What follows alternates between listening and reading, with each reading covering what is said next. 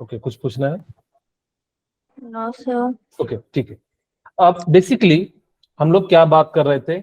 Chemical kinetics की हम बात कर रहे थे।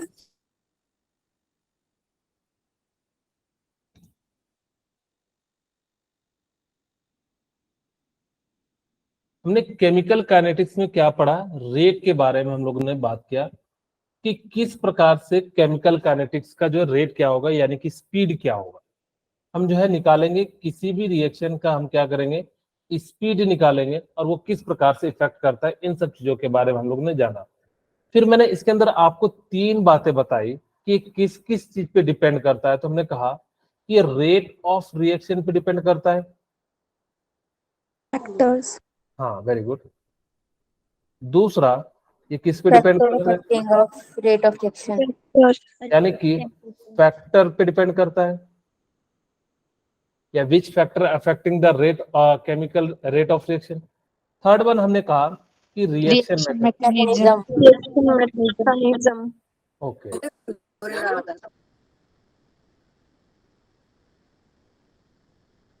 फिर मैंने आप लोगों को रेट ऑफ रिएक्शन लिखने के लिए सिखाया था। 3 केसेस बनते हैं बेसिकली रेट ऑफ रिएक्शन के लिए। पहला केस, वेरी फास्ट रिएक्शन। हाँ, यानी कि रेट ऑफ रिएक्शन जो होता है बेसिकली, अगर जो मेरे पास A plus 2B equal to C बन रहा हो, तो ROR जो लिखते हैं वो कैसे लिखते हैं? Minus DA by DT by dt plus dt upon dt give rise to dc upon dt. Okay. ये क्या कर रहा था कि इस प्रकार से हमने जो है रेट ऑफ रिएक्शन लिखा था। दूसरा मेरे पास क्या था? Rate of appearance. हमने कहा था कि रेट ऑफ अपीयरेंस जब भी लिखा जाता है, किसका लिखा जाता है? प्रोडक्ट। और प्रोडक्ट का जो है हम क्या करते हैं, मोड के फॉर्म में, यानी कि जो पॉजिटिव टर्म में लिखते हैं। अब जैसे यहाँ पे कुछ भी नहीं है, 1/2 नहीं है, हम सीधे सीधे लिख सकते हैं ROA इक्वल टू क्या हो जाएगा बताइए? dc by dt mod by dt mod इसकी वैल्यू क्या हो जाती है? पॉजिटिव हो जाती है। उसी तरीके से रेट ऑफ डिसअपीयरेंस क्या हो जाता है? रिएक्शन के लिए ये जो हम किसके लिए लिखते हैं? DA by DT d by dt okay, तो ROD इक्वल टू क्या हो जाएगा? DA by d by यहाँ से कितना हो जाएगा? DB divided by DT mod। ठीक है। ये क्या करा था? ये सारी चीजें जो हम लोगों ने बात किया था। फिर हम लोगों ने आपको बताया था कि कौन कौन से फैक्टर जो है अफेक्ट करते हैं। तो हमने आप लोगों को टोटल जो है 8 फैक्टर के बारे में बताया था। पहला, नेचर, ठीक है, यानी कि हमने क्या बताया था? Nature of reaction. Physical state, nature of reactant में भी मैंने आपको 3 केसेस बताया था, आयनिक के लिए, कोवैलेंट के लिए, होमोजेनियस, हेटेरोजेनियस। ये सारी चीजें जो है आप लोगों को ध्यान रखना है कि कब कैसे जो है किस पे जो है इफेक्ट करता है। दूसरा, हमने आपको क्या बताया था? फिजिकल स्टेट में रेट ऑफ रिएक्शन जो होगा सबसे ज्यादा किसका हो जाएगा? गैस का, क्योंकि उसकी एनर्जी ज्यादा है, तो उसका जो है रेट भी ज्यादा होगा, यानी कि फटाफट से वो रिएक्शन करेगा। तीसरा मैंने बताया था सरफेस एरिया, जिसका सरफेस एरिया ज्यादा होगा वो क्या करेगा? रेट उसका जो है क्या होगा? ज्यादा होगा। ठीक है, जिसका भी सरफेस एरिया ज्यादा होगा तो उसका रेट क्या हो जाएगा? ज्यादा हो जाएगा। Intensity of light, intensity of light बताया था, तो यानी कि हमने क्या बताया था? इंटेंसिटी ऑफ लाइट बताया था। ज्यादा लाइट होगा तो रेट ऑफ रिएक्शन उतना ज्यादा हो जाएगा। फिफ्थ बताया था कैटलिस्ट। तो हमने कहा था कैटलिस्ट क्या करता है कि किसी की भी एक्टिवेशन एनर्जी को क्या कर देता है? लो कर देता है। तो उतना डिटेल में नहीं बता रहा क्योंकि मेरे को आगे क्वेश्चन भी सॉल्व कराना है। ठीक है, तो इसीलिए जो है मैं थोड़ा शॉर्ट में ही चलते चले जा रहा हूँ, आपको बस रिकॉल कराते चले जा रहा हूँ ताकि कि आपको याद हो जाए। ठीक है, तो यानी कि हमारे पास क्या हो गया कि कैटलिस्ट भी क्या करता है कि किसी भी रिएक्शन के रेट ऑफ एक्टिवेशन एनर्जी को क्या कर देता है, कम कर देता है, और फिर वो जो है रिएक्शन हो पाता है। सिक्स्थ बताया था, टेम्परेचर। जितना ज्यादा टेम्परेचर होगा, और एक और बात याद रखिएगा, जितना ज्यादा टेम्परेचर होगा रेट ऑफ रिएक्शन ज्यादा होगा, और 10 डिग्री बढ़ाने से 2 या जनरली 2 या 3 टाइम्स क्या हो जाता है, उस रिएक्शन जो है इंक्रीज हो जाता है। ठीक है, फिर 7 क्या हो गया, Concentration. अरे क्यों नहीं लिख रहा है,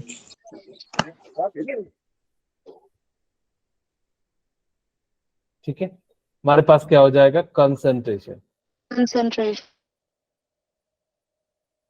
हमने आपको बताया था कि कंसंट्रेशन जो होता है ना, अमाउंट पे डिपेंड करता है, कितना ज्यादा अमाउंट ले रहे हो इस पे डिपेंड करता है, कई सारे केस में प्रोडक्ट पे भी डिपेंड करता है, और कई सारे में जो है कैटलिस्ट इन सब चीजों पे भी डिपेंड करता है, हाँ रिएक्टेंट पे भी डिपेंड करता है। ठीक है, 8th वन मैंने बताया था प्रेशर। आपको मैंने एक और बात बताया था कि कंसंट्रेशन ना दिया हो, प्रेशर दिया रहे, तब कैसे सॉल्व करते हैं, तो मैंने आज एक क्वेश्चन भी उसको ले लिया है ताकि कि आपको वो पता लगे। Magnetic field and electric field, यानी कि इसका जो है क्या इफेक्ट पड़ता है, इस सब चीजों के बारे में हम बात करते हैं। फिर मैंने बताया था कि रेट लॉ,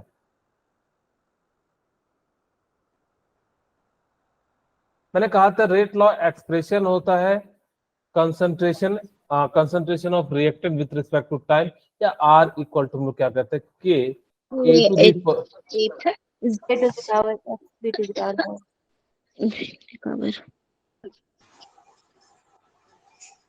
दी आपकी आवाज नहीं आ रही।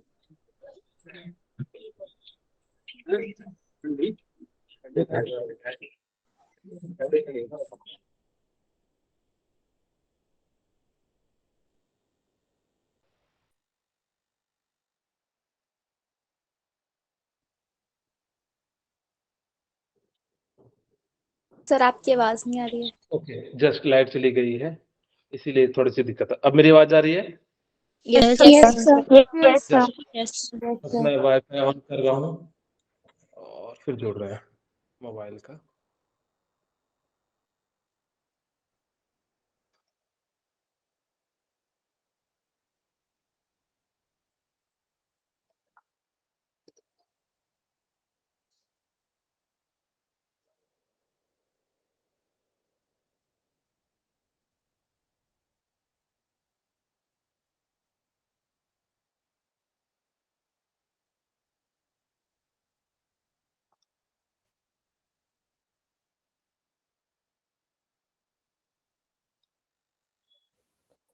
मेरी आवाज जा रही है?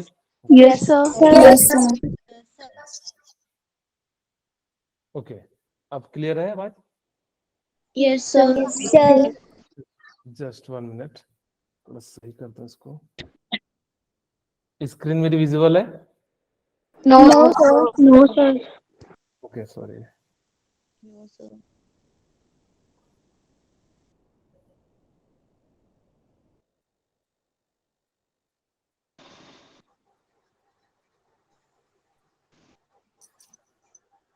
ओके, ठीक है, हमने क्या कहा, R equal to K A to the power X and B to the power क्या हो जाएगा, y, और x प्लस जो है y क्या हो जाएगा, ऑर्डर हो जाएगा। याद रखिएगा ऑर्डर क्या क्या हो सकता है, positive, negative, zero and fraction. ठीक है, ऑर्डर हम कभी भी कैलकुलेट नहीं कर सकते, ये कहां से आता है, ऑर्डर हमेशा याद रखिएगा एक्सपेरिमेंट से निकलता है। ठीक है, यस सर। एक्सपेरिमेंट से हम लोग क्या करते हैं, निकालते हैं। हमेशा ध्यान रखिएगा कि जब भी निकालते हैं हम ऑर्डर कैसे निकालते हैं, एक्सपेरिमेंट से निकालते हैं। ओके, फिर हमारे पास क्या हो जाता है, आपके पास मैंने बताया था कि रेट जो है अगर इनको डबल करते हैं, ट्रिपल करते हैं तो क्या इफेक्ट पड़ता है, तो आपको इस टाइप के क्वेश्चन को भी ध्यान रख लेना है कि किस टाइप से। इसी टाइप का इस बार जो है 2023 में जो क्वेश्चन आया था, इसी पे क्वेश्चन आया था कि हम ए को डबल कर रहे हैं, बी को कांस्टेंट रख रहे हैं, तो कितना टाइम से इंक्रीज होगा, तो आप सीधे सीधे कह सकते हैं, तो उसमें ऑर्डर दिया हुआ था। ठीक है, ओके। तो यहाँ पे आप लोगों को ये ध्यान रखिएगा कि जो ऑर्डर है ना वो स्टिचियोमेट्रिक कोफिशिएंट के बराबर नहीं होता है। किसी भी रिएक्शन का ऑर्डर जो होता है वो स्टिचियोमेट्रिक कोफिशिएंट के बराबर नहीं होता है। ठीक है, हमेशा इसको हम लोग क्या करते हैं, कैलकुलेट करते हैं। जब भी ये कैसे कैलकुलेट करते हैं, एक्सपेरिमेंट से हम लोग क्या करते हैं, कैलकुलेट करते हैं। ये जो ऑर्डर होता है ना वो किन किन पे डिपेंड करता है, आपको पता है, जनरली रिएक्टेंट पे डिपेंड करता है, और बहुत सारे केस में किस पे डिपेंड करता है, प्रोडक्ट पे डिपेंड करता है। लेकिन ये बहुत सारे क्या करता है, डज नॉट डिपेंड। मेरी आवाज क्लियर नहीं जा रही है सर पहले कर, अब आ रही है। Okay sorry. ठीक है, यानी कि जो है क्या होगा कि प्रोडक्ट पे डिपेंड करता है, कैटलिस्ट पे भी डिपेंड करता है, और मैंने सबके एक एक एग्जाम्पल बताए थे। ठीक है, और मैंने कहा था कि ये रिएक्टेंट पे भी डिपेंड नहीं करता है सम केसेस में। आपको जनरली जो लेना है वो ये वाला लेना है, और ये जो है सम केसेस में ये डिपेंड नहीं करता है। ठीक है, ये तीनों के तीनों जो होते हैं सम केसेस में जो है डिपेंड नहीं करता है। ओके, हम लोग जो है आपको रिकॉल बाद में करा देंगे, क्योंकि हमारे पास समय नहीं तो कम पड़ जाएगा। मैं कुछ क्वेश्चन करा देता हूं पहले, ठीक है, लास्ट में समय बचेगा, तब तक लाइट भी आ जाएगी तो चीजें सही से हम करा देंगे। मैकेनिज्म ऑफ हाइपोथेटिकल रिएक्शन, मैंने जैसे कहा था कि आपके सामने अगर जो हमारे पास क्या हो मैकेनिज्म आपसे पूछा जाए तो हम इस टाइप के क्वेश्चन को कैसे सॉल्व करेंगे। पिछली क्लास में हम लोगों ने यही सारी चीजें बात कर रहे थे। देखो इसी टाइप का एक नीट 2017 में क्वेश्चन आया था, तो पहले मैंने सोचा कि आपसे एक सिंपल टाइप का करवाऊं, फिर आपको जो है क्वेश्चन दो आप बनाओ। ठीक है, चलिए ध्यान से सुनिएगा। आपको रेट पता है, इस इक्वेशन का मुझे रेट लिखना है तो मैं कैसे लिखूंगा, कोई बताना चाहेंगे? R इक्वल टू क्या हो जाएगा?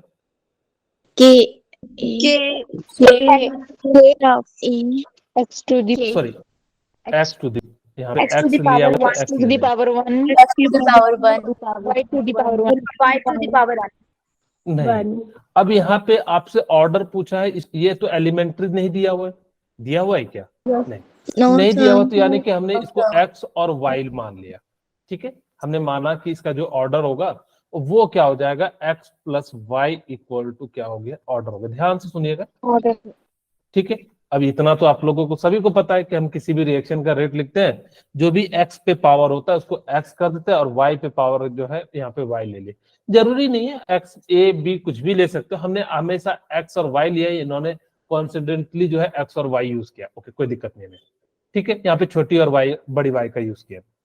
अब देखो आपको मैंने पिछली क्लास में बताया था कि जो रेट डिटरमाइनिंग स्टेप होता है वो कौन सा होता है, फास्ट होता है या स्लो होता है? ये रेट डिटरमाइनिंग स्टेप होगा। Yes sir. मैं लिख भी देता हूं, ये कौन सा स्टेप है, रेट डिटरमाइनिंग स्टेप है।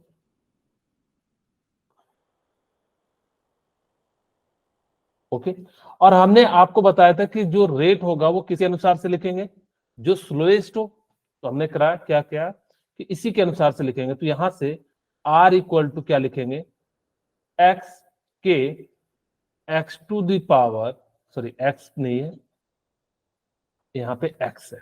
ठीक है, जो भी है हमने वैसे लिख दिया, और इस पे पावर 1 और इस पे पावर क्या हो जाएगा, सॉरी 1 ही होगा। ठीक है, बोलिए यहाँ तक किन्हीं को कोई दिक्कत हो तो बता दीजिए।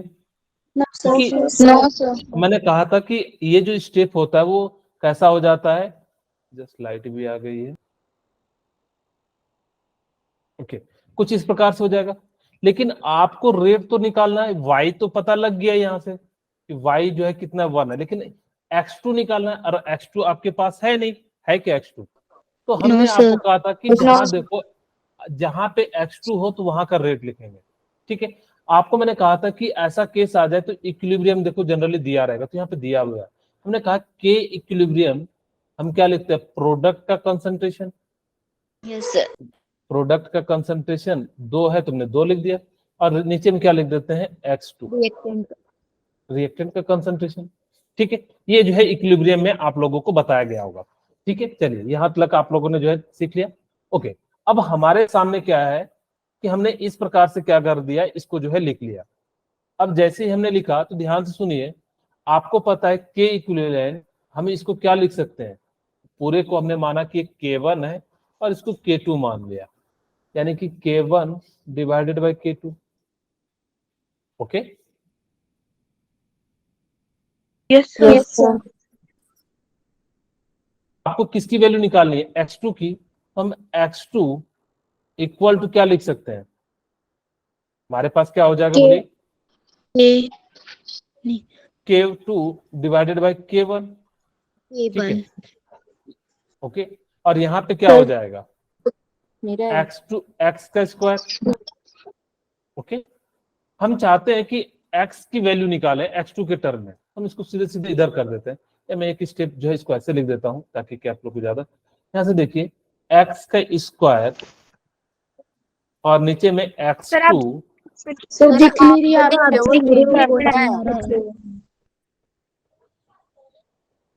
1 मिनट, क्या बोले, सर जो आप लिख रहे हो दिख नहीं रहा है। Okay 1 minute.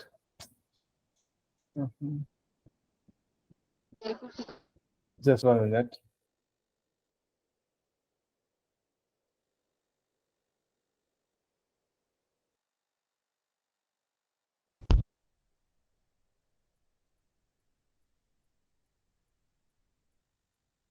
मैं जो लिख रहा हूँ दिख नहीं रहा है आप लोगों को, यस सभी को नहीं दिख रहा है कि कुछ को नहीं दिख रहा है, सर अब दिख रहा है। ओके ठीक है, ठीक है, ऐसा लिख सकते हैं। यस ठीक है, सर।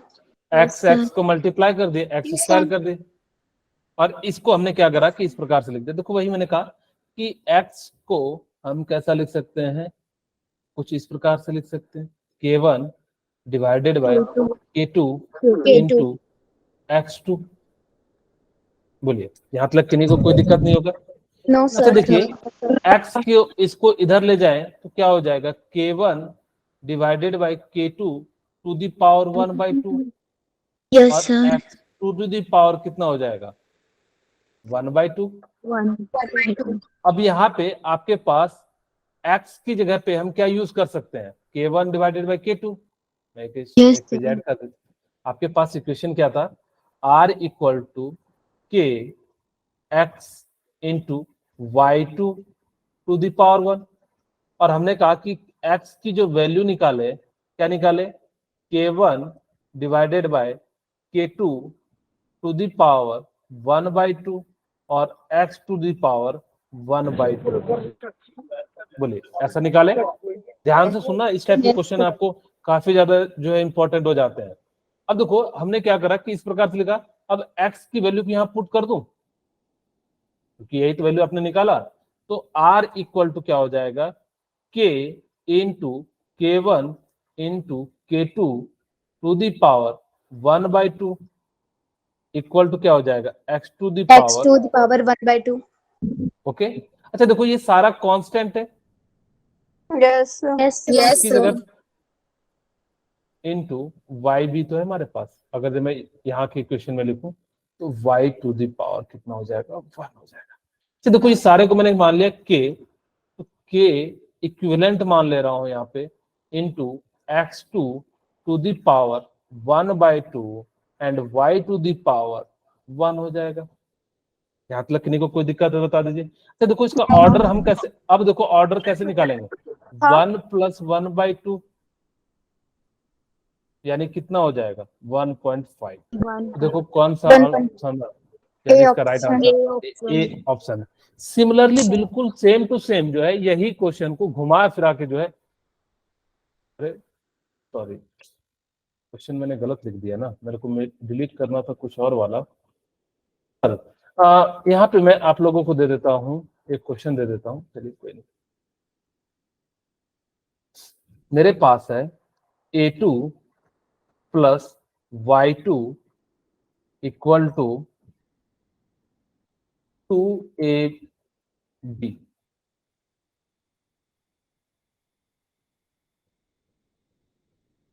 ओके, ये हमने जो है पूरा दे दिया, वैसे सिमिलर है। फिर हमने कहा कि आपको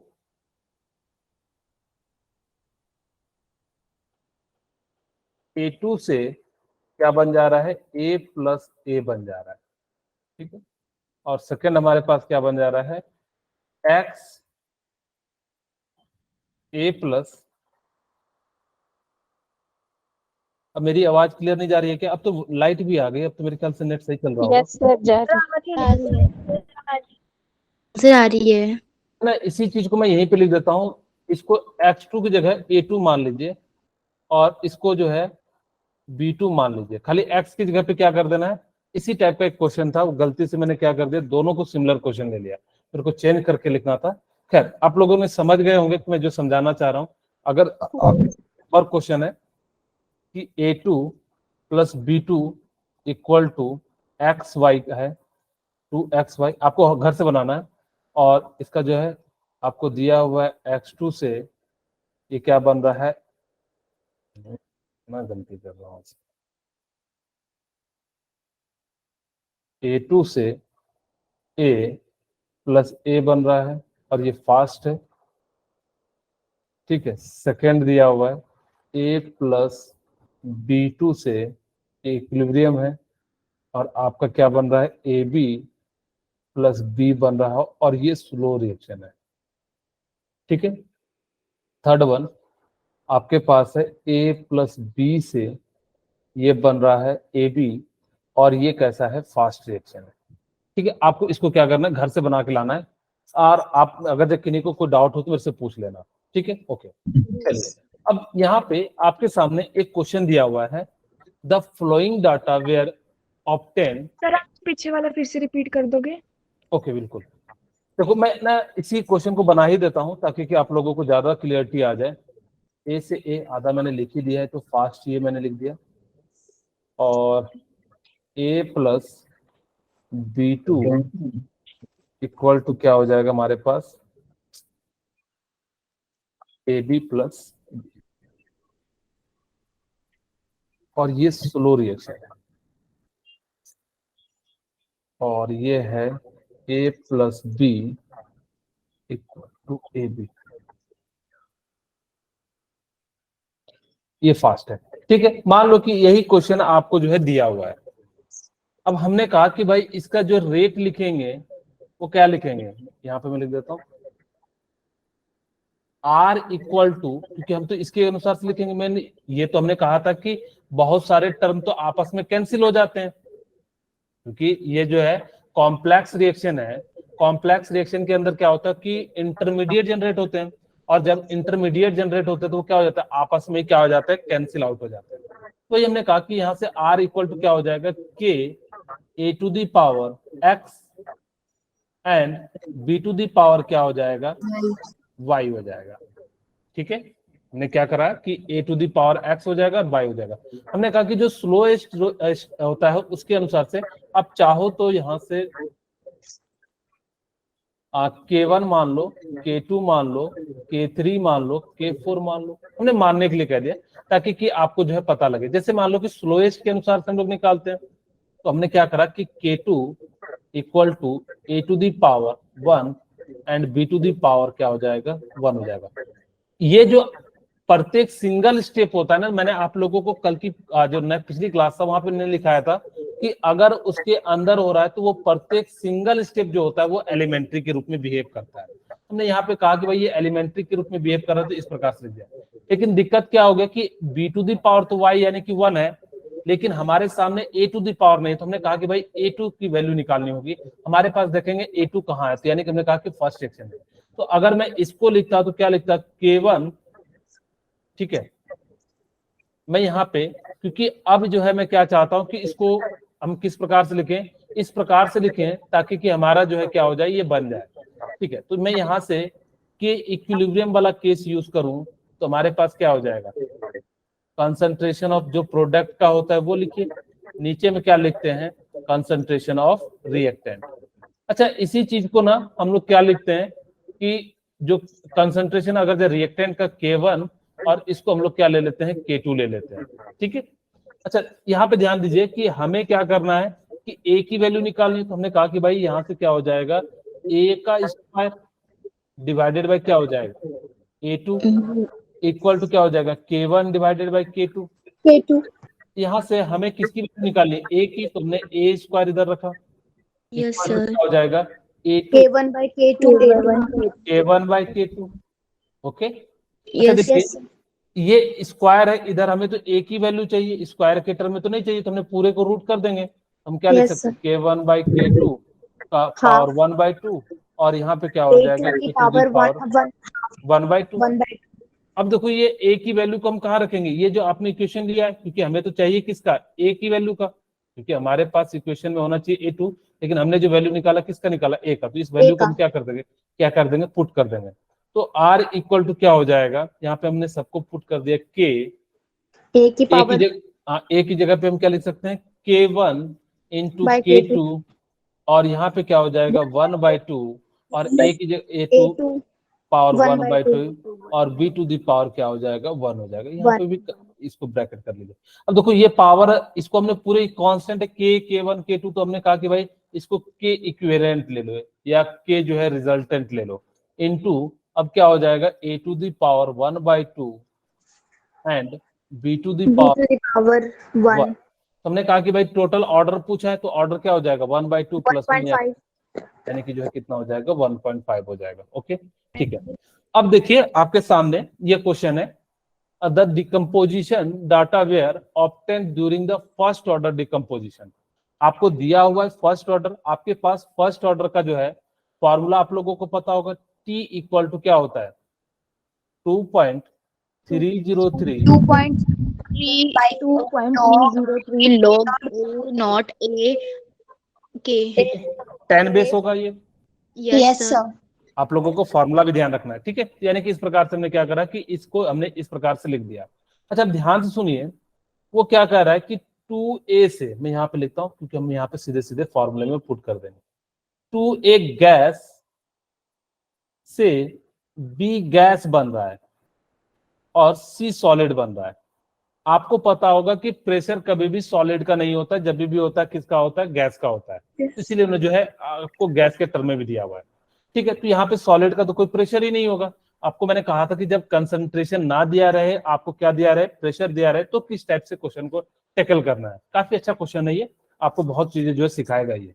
अच्छा ध्यान से देखिए, आपके सामने क्या है कि कुछ इस प्रकार से, मान लो कि आपने शुरू में जो प्रेशर माना वो P0 मान लिया at T equal to 0 time पे, तो ये 0 हो जाएगा, इसका तो कोई लेना देना नहीं है क्योंकि सॉलिड का प्रेशर होता ही नहीं है।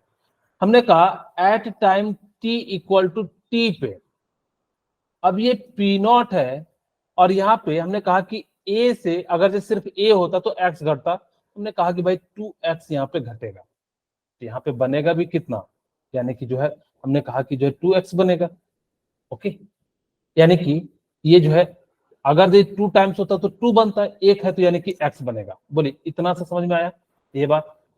yes तो sir क्या करा, आप ये सोचना क्योंकि B का 1 मोल है इसलिए X बनाए। यहाँ पे हमने कहा कि A का X घटता कितना है, 2 है, तो इसलिए 2X लिखे। B का A है तो यहाँ पे इसलिए 1 रखे हैं X। यहाँ तक तो किसी को कोई दिक्कत नहीं होगा मेरे ख्याल से, ठीक है। अच्छा अब ध्यान से सुनिए कि इसका जो प्रेशर होगा एट टाइम T पे क्या हो जाएगा, प्रेशर एट टाइम T पे, जो टोटल प्रेशर होगा A का और B का दोनों का ऐड कर देंगे, क्योंकि C तो 0 होगा, क्योंकि सॉलिड होता है, सॉलिड का कोई प्रेशर नहीं होता है। हमने क्या कर दिया, इक्वल टू यहीं पे लिख देता हूं P0 minus 2X plus X, यहां से कितना हो जाएगा P0 माइनस X हो जाएगा। बोलिए इतना समझ में आया? और आपको कह रहा है कि एट टाइम 10, यहाँ पे हम जो है T इक्वल टू 10 ले लेते हैं, यानी कि 10 सेकंड पे प्रेशर कितना दिया हुआ है 300, तो क्या मैं इसको 300 के बराबर कर दूं, yes sir या एक स्टेप नीचे लिख देता हूं, यहां से लिख देता हूं P0 minus X equal to 300, ठीक है। ओके, यहाँ तक तो आप लोगों को कोई दिक्कत नहीं होगा कि हमने जो यहाँ पे क्या कर दिया, यानी किस प्रकार से लिख दिया। तो ये इक्वेशन आपने क्या बना लिया, 1 बना लिया। कहता है आफ्टर कंप्लीशन, यानी कि जब कंप्लीट हो रहा होगा T इक्वल टू पूरा का पूरा टाइम, मान लो कि हमने जो कुछ लगा दिया पूरा, जब कंप्लीट हो रहा होगा हमने इसको T2 मान लिया, इसको T1 मान लिया कि जो है, और यहाँ पे अब जब पूरा कंप्लीट हो रहा होगा तो ए तो कुछ भी नहीं बच रहा होगा, सिर्फ बच क्या रहा होगा, यानी कि ये एक्स जो भी बच रहा होगा, ये क्या बच रहा होगा, एक्स। और यानी कि देखिए आपके पास कितना बच जाएगा, क्योंकि ये अगर जो 2 मोल होता तो ये कितना मोल होता है, 1 मोल। अगर ये 1 मोल हो जाएगा तो ये कितना मोल बनेगा, x/2 मोल बन जाएगा। हमने यहाँ से क्या कर लिया, x/2 मोल निकाल लिया। अच्छा, कह रहा है आफ्टर कंप्लीशन के बाद जो प्रेशर है वो कितना हो जा रहा है, 200 हो जा रहा है। तो हमारे पास x/2 इक्वल टू कितना हो जाएगा, x/2 इक्वल टू कितना हो जाएगा, 200। ठीक है, या इसको चाहो तो पी नॉट भी मान सकते हो, क्योंकि हमने जब टोटल प्रेशर के अनुसार से मान रहे हैं तो हम जो है इसको पी नॉट मान लेते हैं, p0/2, क्योंकि जो भी होगा उसका क्या हो जाएगा, आधा बचेगा। अच्छा देखिए p0/2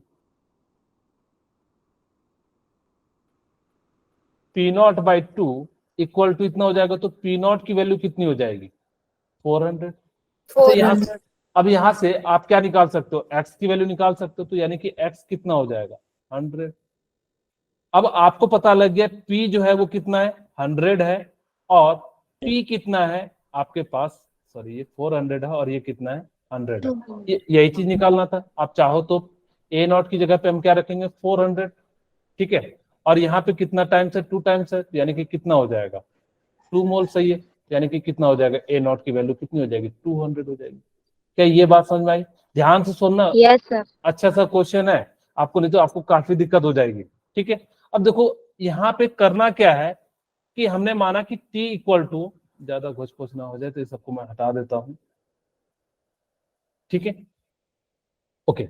अब देखो यहाँ पे हमने क्या करा कि आपके सामने, अब यहाँ से मैं एक बार फिर से समझाता हूँ, ध्यान से सुनिएगा, क्योंकि अच्छा सा क्वेश्चन है, कर्नाटका सीईटी 2010 में आया था, काफी अच्छा क्वेश्चन है ये जेई मेंस में भी आया हुआ है, जेई मेंस टाइप का क्वेश्चन है ये, इसलिए आपको मैं समझा रहा हूँ। t इक्वल टू 0, तो हमने कहा कि भाई शुरू में इनिशियल प्रेशर P0 है, तो जब गैस बन ही नहीं रहा होगा तो P का तो उसका उस समय प्रेशर क्या हो जाएगा, 0। At time t equal to 10 second बाद, तो हमने कहा कि भाई P0 होगा, और अगर जो A का x है तो यहाँ पे 2 मॉलिक्यूल्स है तो 2x प्रेशर कम हो रहा होगा, यानी कि यहाँ पे कितना हो रहा होगा, x, यानी क्योंकि यहाँ पे 2 मोल से 1 मोल बन रहा होगा, तो यहाँ भी 2x से तो एक ही x बन रहा होगा, तो इसीलिए हमने क्या कर दिया, इस प्रकार से इसको लिख दिया। अब देखो t equal to t time पे, यानी कि जब पूरा का पूरा कंप्लीट हो रहा होगा, हमने कहा कि भाई ये तो सारा खत्म हो रहा होगा, बच क्या रहा होगा, ये अगर ये 2 मोल होता तो ये 1 मोल होता। यहाँ पे तुम्हारे पास कितना है, एक्स है, तो यानी कि हमने कहा कि भाई इसका कितना प्रेशर बन रहा होगा, P0 का आधा, तो हमने जो है P0, और ये जो है P0/2 की वैल्यू आपको दी हुई है कि आफ्टर कंप्लीशन के बाद जो है प्रेशर कितना हो जाएगा, 200। तो हमने कहा कि भाई P0 की वैल्यू कितनी हो गई, 400 हो गई। फिर हमने क्या करा कि यहाँ से आपके लिए हमने क्या करा कि P0 minus x equal to 300 है, तो हमने यहाँ पे क्या कर लिया कि x की वैल्यू P0 की वैल्यू 400, और इसको इधर ले जाओगे तो यानी कि कितना हो जाएगा, x की वैल्यू 100 हो गया। अब हमारे पास जो है आसान सा केस बन गया।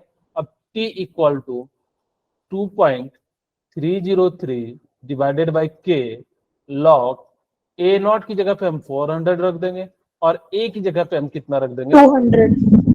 अब देखो इसको 20 से 20 कटा देंगे तो ये कितना हो जाएगा, 2, t इक्वल टू कितना हो जाएगा, 2.303 और इंटू 0.3, लॉग 2 की वैल्यू आपको पता है 3, और यहाँ पे कितना हो जाएगा k। यहाँ से हम लोग क्या कर लेंगे, 0.693 डिवाइडेड बाई k।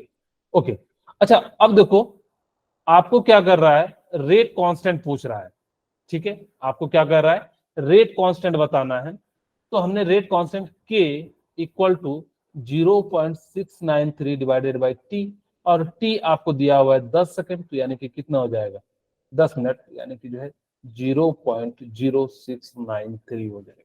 इसका राइट आंसर क्या हो जाएगा, ए जो है इसका राइट आंसर हो जाएगा। ठीक है, समझ में आया, यस सर। थोड़ा सा एक बार जो है घर पे बनाना, फिर आपको जो है ज्यादा क्लियरिटी आएगी। अच्छा देखो एक ये क्वेश्चन है, कहता है कि बाय, ये तो मैंने कई टाइप का आपको कई बार बताया भी है, तो एक बार इसको ट्राई करेंगे आप लोग, मेरे ख्याल से आप लोग बनाइए, बहुत ही आसान सा क्वेश्चन है ये। कहते हैं 10 डिग्री इंक्रीज करने पे क्या हो रहा है, डबल हो रहा है, तो 303 केल्विन से 353, तो कितना हो जाएगा,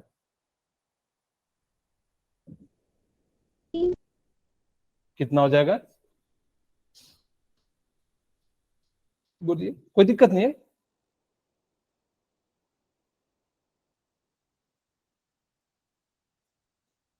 option D. Very good Neeta, thank you. आपको मैंने बताया था क्या करना कि जो भी है ये केल्विन में दिया है तो कोई दिक्कत नहीं, हमने सेल्सियस में निकालने से कहा था 0 से 90 के बीच में। यहाँ पे आपको क्या दिया हुआ है कि 353 माइनस 303 इक्वल टू हम क्या कर सकते हैं, यानी कि जो है 50 हो जाएगा। आपको 50 यानी कि जो हमने कहा था कि 10 से डिवाइड कर देना, जितना भी डिफरेंस आ रहा होगा, यानी कि 2 टू द पावर कितना हो जाएगा 5, और 2 टू द पावर 5 किसकी वैल्यू कितनी हो जाती है डी। और आपको एक और तरीका बताया था कि 50 डिग्री का डिफरेंस आ रहा है तो 0 से 50 जाएगा, 0 से 10 जाएगा, फिर 20 जाएगा, फिर 30 जाएगा, फिर 40 जाएगा, फिर क्या जाएगा 50 जाएगा। ठीक है, ओके। हमने कहा था कि 2 टाइम्स कर देना, तो और जैसे 2 टाइम्स करोगे तो यानी कि कितना आ जाएगा 2 टू द पावर 5, और इसकी वैल्यू कितनी हो जाएगी 32। बोलो क्लियर है? Very good. Yes sir. Preeti कैसे 12 आ रहा है? अच्छा 32 लिख रहे होंगे ना, गलती से लिखा गया होगा। ओके ठीक है, चलिए इस टाइप का ये देखो, ये वाला भी क्वेश्चन मैंने आप लोगों को कराया हुआ है। ये सारे एग्जाम के क्वेश्चन है, तो आप लोग फटाफट से बताइए कि इसका क्या आंसर होगा, बिना देखे भी बता सकते हैं आप लोग। मैं चाहता हूं कि आप लोग बहुत ही फटाफट से बनाएं।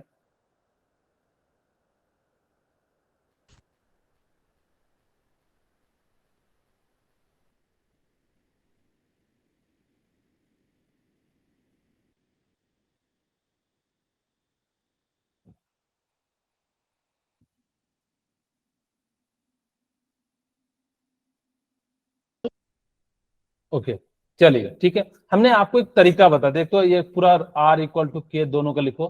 फिर हमने कहा था कि 2 को कांस्टेंट करो। हम देखो इसको कांस्टेंट करते हैं, ठीक है। हमने इसको कांस्टेंट कर दिया, डी मान लो, सपोज करो डी कट गया है, डी मान लेते हैं 4, ठीक है।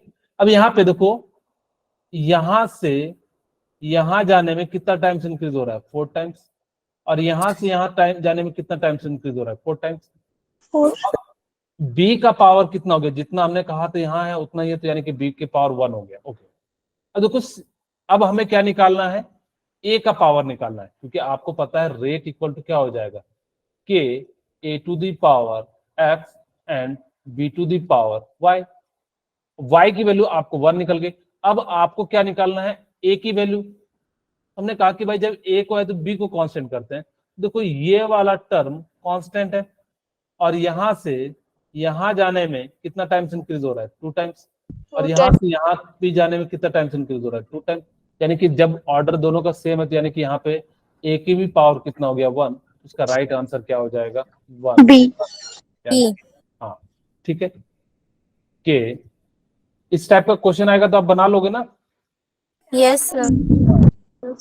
1 यानी कि कितना हो जाएगा 2 हो जाएगा। एक को कांस्टेंट रखना, दूसरी बात दूसरे को ना। हाँ, एक बार ए को कांस्टेंट रखना है, एक बार बी को, क्योंकि ए को हम करते क्या थे, आर इक्वल टू के वैल्यू रखो। आपके पास जो जो वैल्यू दिया हुआ है हम क्या करते थे, एक बार मैं जनरल ये लिख देता हूँ। आर की वैल्यू आपको दी हुई है 1.5 into 10 to the power -3 equal to K into 0.1 to the power X and 0.01 to the power Y. हम करते थे क्या, दोनों को डिवाइड करते थे, बेसिकली एक टर्म को कटा देते थे। तो हमने कहा कि भाई सीधे सीधे क्यों ना क्वेश्चन में देख के ही कटा दें, के 0.1 to the power 0.04 to the power y. तो अब जैसे मैंने कहा कि इसको इक्वेशन 1 मान लो, इसको इक्वेशन 2 मान लो, डिवाइड कर दो। हम यहीं पे डिवाइड कर देते हैं, ये कट जाएगा 1/4 हो जाएगा, और यहां से देखो ये एक्स एक्स कट जाएगा तो बचेगा के कट जाएगा, यानी कि कितना हो जाएगा 1/4 टू दी पावर वाई हो जाएगा। सिमिलरली कितना हो जाएगा, यहाँ से जो हम लोग ले चलेंगे तो वाई इक्वल टू कितना हो जाएगा 1 हो जाएगा।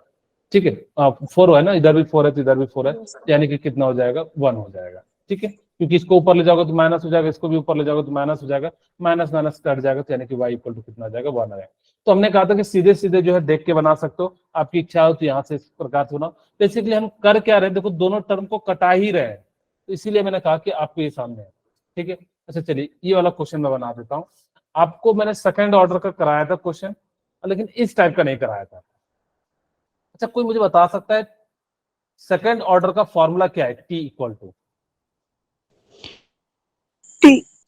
मैं जनरल nth ऑर्डर का लिख देता हूं, n-1 इंटू के 1 by a to the power n minus one और a naught to the power n n minus. Minus one. Okay, अच्छा देखो मेरे को किसके लिए निकालना है, सेकेंड ऑर्डर के लिए, ठीक है। Second order. तो यानी कि n की वैल्यू 2 हो जाएगी, यानी कि यहाँ पे कितना हो जाएगा 2 माइनस 1 यानी कि k हो जाएगा। ओके, और यहाँ पे कितना हो जाएगा a माइनस a नॉट। बोलिए किन्हीं को कोई दिक्कत है बता दीजिए, ठीक है। अब तो आपके सामने क्या दिया हुआ है, compound A and B,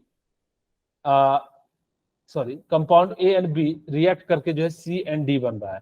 reaction भी लिख देता हूँ, ए प्लस बी इक्वल टू क्या बना रहा है, सी प्लस डी बना रहा है, ठीक है।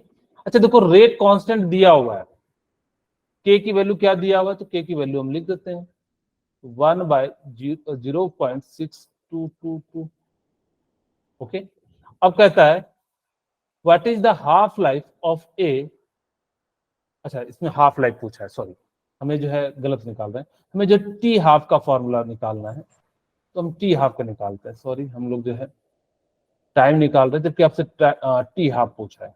मैं टी हाफ का भी निकाल देता हूँ फॉर्मूला, इसी बहाने दोनों हो जाएंगे। 2 to the power n minus one into minus one, और यहाँ पे क्या हो जाएगा n minus one into K A to the power n minus one. बोलिए यही फॉर्मूला होता है। हम क्या लिख सकते हैं, टी हाफ इक्वल टू कितना हो जाएगा, n की वैल्यू 2 माइनस वन यानी कि 2 माइनस वन यानी कि 1 हो जाएगा। 2 माइनस वन यानी कि कितना हो जाएगा, K A not to the power n minus one यानी कि जो है 1 हो जाएगा, ठीक है। अब देखो के की वैल्यू दी हुई है, कितनी दी हुई है 0.622 इंटू ए नॉट की वैल्यू कितनी दी हुई है कि जब आपका, हाँ तो यानी कि 4 इंटू 10, मैं इसको थोड़ा पूरा लिख देता हूँ, 4 इन 0.10 इंटू 10 टू द पावर -2, -2। ठीक है। अब यहाँ से इसको कैलकुलेट करते ऊपर चले जाएगा 100, और ये कितना हो जाएगा 0.622 इंटू 4.10, करीब करीब कितना हो जाएगा 2.2, और 2.4 से 2.2 से ज्यादा हो जाएगा, तो करीब करीब जो इसका कितना हो जाता है, इसका जो है डी आंसर हो जाएगा, sorry B option, B option, B 39 sorry 2 minute हो जाएगा, ठीक है। यानी कि इस प्रकार से इसको क्या कर सकते थे, कैलकुलेट कर सकते थे। आपको फॉर्मूला ध्यान रखना है कि किस टाइप से है। चलिए नेक्स्ट क्वेश्चन है। अच्छा यहाँ पे ध्यान दीजिए, अगर आपको मैंने कहा था कि इलेक्ट्रोलाइट, आपको ध्यान रखना है कि जब आप लोगों को मैंने सॉल्यूशन बता रहा था, वहां मैंने कहा था कि इलेक्ट्रोलाइट नॉन इलेक्ट्रोलाइट देखना। इलेक्ट्रोलाइट जो होते हैं वो आयन में टूट जाते हैं, और जो नहीं टूटते हैं उसको हम क्या कहते हैं, नॉन इलेक्ट्रोलाइट। जब आपसे पूछा है डिप्रेशन एंड फ्रीजिंग पॉइंट का रेशियो बेसिकली पूछा है, तो यहाँ पे आपका ये क्या है, नॉन इलेक्ट्रोलाइट है।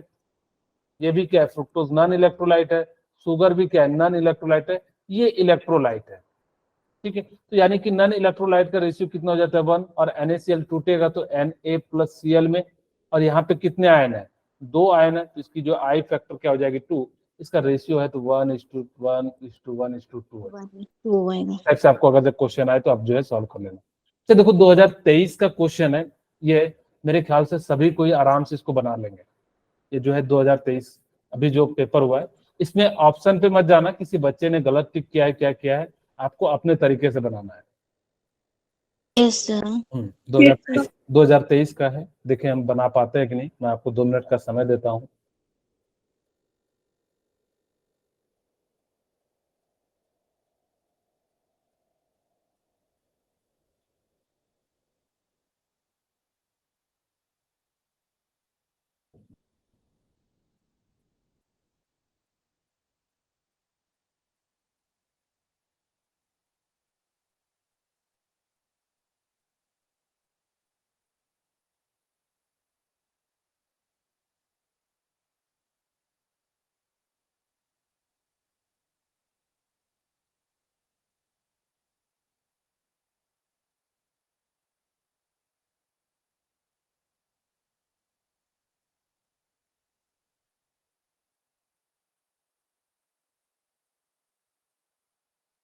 ओके बना लिए,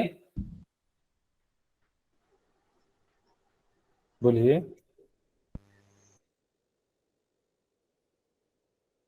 सर बना रही हैं। इतना देर तो नहीं लगना चाहिए प्रीति।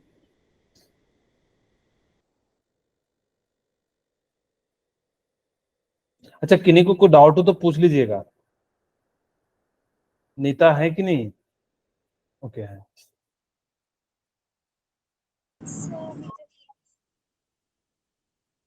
विशाल का आंसर क्या आया है?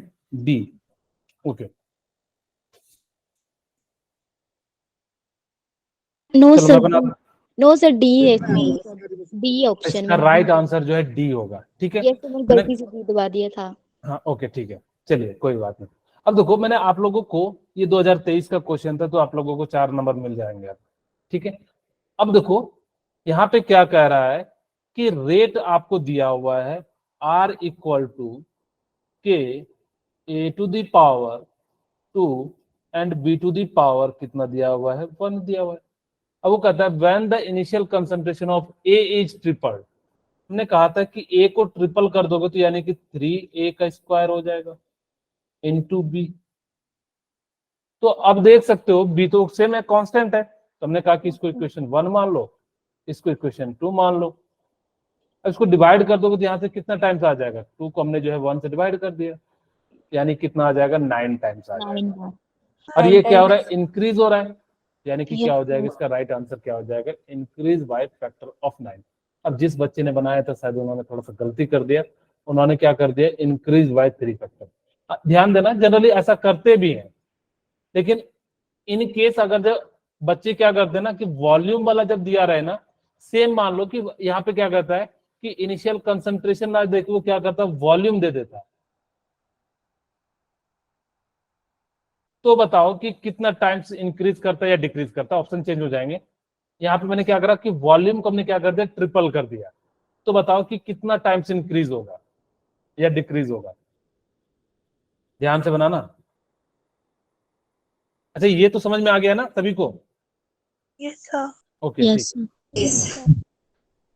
अगर अब हमने क्या करा कि, हाँ मैंने क्या कहा कि अब हमने क्या करा कि जो है वॉल्यूम को हमने क्या करा? ट्रिपल टाइम्स इंक्रीज कर दिया। कंसंट्रेशन को नहीं करके हमने क्या कर दिया? वॉल्यूम को ट्रिपल टाइम्स कर दिया। तो क्या आंसर आएगा? दो अलग अलग केस है, चलिए मैं बना दूं। चलिए ठीक है, ये 2024 में आएगा वॉल्यूम से रिलेटेड, 2023 में इससे आया तो 2024 में वॉल्यूम से आएगा। ठीक है, मजाक कर रहा हूँ, ऐसा अगर जो हुआ तो सोने पे सुहागा हो जाएगा आप लोगों को। अब यहाँ पे ध्यान दो कि आपके पास रेट इक्वल टू क्या है? के इंटू, मैं कलम भी चेंज कर देता हूं ताकि कि आपको याद रहे। आर इक्वल टू क्या हो जाएगा? K A to the power 2 and B to the power क्या हो जाएगा? 1 हो जाएगा। ठीक है, अब वो क्या कहता है कि आपको कंसंट्रेशन तो दिया नहीं, आपके पास कंसंट्रेशन है। हमने आपको कहा था कि अगर ऐसा दिया रहे तो आप क्या कर लीजिएगा? इसको कंसंट्रेशन के टर्म में ले आओ। तो आपको पता है कि कंसंट्रेशन हम लोग क्या लिखते हैं? मोल पर लीटर वॉल्यूम। ठीक है, या मैं वॉल्यूम लिख देता हूं का स्क्वायर, और यहाँ पे क्या हो जाएगा? मोल डिवाइडेड बाय वॉल्यूम। ठीक है, अब वो कहता है वॉल्यूम को 3 टाइम्स इंक्रीज कर दो, तो के इक्वल टू क्या हो जाएगा? मोल डिवाइडेड बाय 3/v का square into mole divided by volume. अब ये कितना हो जाएगा? के इक्वल टू 1/9, तो यानी कि कितना टाइम्स डिक्रीज हो जाएगा? 9 1 टाइम्स। तो इसका आंसर क्या हो जाता? अगर ऐसा होता तो कोई है? डिक्रीज बाय फैक्टर ऑफ 9, यानी कि जो है 1/9 हो जाता है। ठीक है, यानी कि इस प्रकार से क्या हो जाएगा? आप लोगों को ध्यान रखना है कि किस टाइप से जो है क्वेश्चन को सॉल्व करना है। ठीक है, ओके, आज की क्लास में यहीं पे रखता हूँ, कुछ मुझे और बताना है बातें। जस्ट 1 मिनट, रिकॉर्डिंग ऑफ हो गया क्या? सर ऑन है। सर ऑन है।